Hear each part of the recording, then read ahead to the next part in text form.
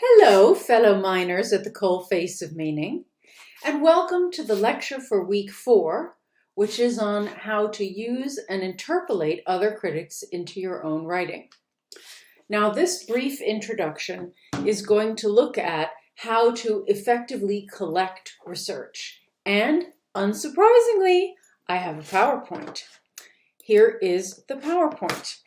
Let me put it so it takes up the whole screen. Here we go. Using other critics. Part 1, collecting research. That's this part. Here we go. Now, the tendency when you get an essay assigned is to begin by reading about a topic, hoping that you'll find something that will allow you to formulate an idea or opinion. Okay, this is very common, but I'm going to suggest that instead you start with a topic or a question. This gives shape to your research. It allows you to cut down on your reading because you're not just reading everything, trying to find something interesting. You already have something that interests you. You're reading about a topic rather than trying to read everything, hoping to stumble on a topic. Now, a topic doesn't mean a thesis. It could just mean an area that interests you. If the question is, for example, discuss society in 2 texts we have read this term. Society has many possible meanings. It can mean a society, but it can also mean close relationships between a small group of people. So you might think about whether you're interested in the question of the topic of society, meaning a large group, or whether you're interested in society as meaning the interactions between a small group of people. You fine down your research at least that much, okay? So you start with some kind of topic or question, which means that right from the beginning, your research is more directed than it would otherwise be. Try doing some topic or question brainstorming before you start to research. I understand that you might be thinking to yourself, but I have no idea what topic I would want to pick within a question. So start brainstorming. So I just brainstormed society right here in front of you. You can do something similar with other questions. Try playing a version of the why game, okay, that starts with society is interesting in 2 texts. Why is that interesting? Why does it matter? Why does that matter? So on and so forth, till you come up with some kind of topic. Now, generally, the way that we start to record notes or quotations or information is, at least this is how I did it when I first went to university, is I would take a sheet of paper, lined paper usually. These days, you may just open a document on your computer. And then I would write down all the quotations and ideas and information that I found on that piece of paper. Flip it over, use another piece of paper if I needed it. Very standard. Let's call this the paper approach, or let's call it the computer approach.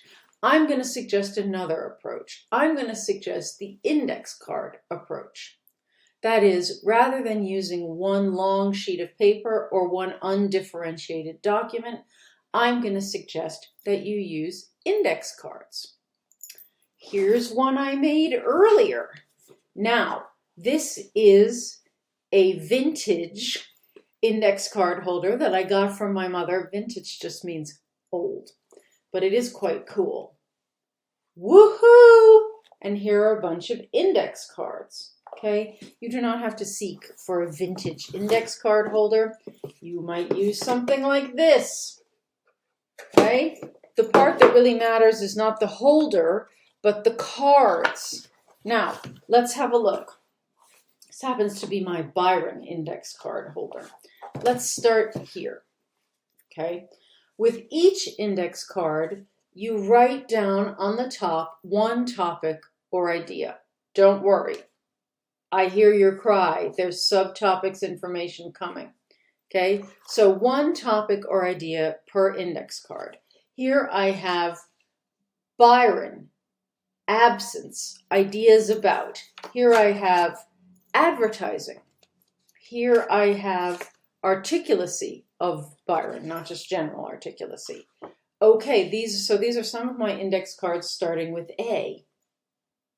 Now, what you do is, as you do your research, you write on each index card the quotations and information that you find on that topic. So, if you're writing about advertising, you put all the quotations, that's what I use it for, quotations. Put all the quotations or information that you find related to advertising on this card. If they take up more than one card, so here we've got 2 sides on articulacy. They take up more than one card, you get a second card and attach it. That's what I do. As you go on, you'll end up with subtopics. So let me find good subtopics here. Okay, so for example, B. So my main topic is Byron.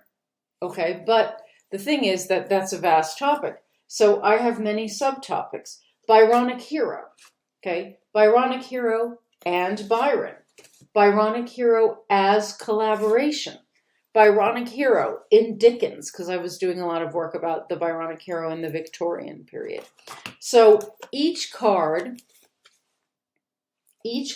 can be a refined version of a broad topic. You narrow them down as you go along. And then what happens is you can organize them alphabetically, as I did. You can even get yourself some cute little dividers, as I did, whatever floats your boat on this one. You arrange them alphabetically, you keep them, and then when your essay is finished, you store them. Don't throw them away. Just store them. Store them in a cool little index card holder. Okay, you store them. Oh! And then when you need to study for an exam, when you decide that in your dissertation you'd like to work on a topic similar to something you've worked on before, you have all those index cards carefully stored and organized so you can use them more than once. It means that you have much more control and order over your notes than you otherwise would. And I strongly recommend it. Allow me to show you my index card holders again. The size of the index card is very much down to the conscience of the individual researcher. You can use 3x5 cards. My mother used to use 5x7 cards, which frankly I think is insane, but whatever. That's what floated her boat. 3x5, I use 4x6. You can even make a computer document that you organize alphabetically. Again, so that you have a single document, but within that document you have an alphabetical list of topics with the information and quotations that you found during your research under each topic. This is going to help you be more organized, which in turn is going to be able to let you deploy your research more effectively. And in the next chunk of this lecture, we'll talk about how to do that. But for the moment, allow me to offer you the traditional goodbye. Just a second. There we are. Who's got 2 thumbs and has helped you be a slightly better researcher? This gal. But who's got 2 index fingers and can now be a more effective researcher? You do. That's right. See you later.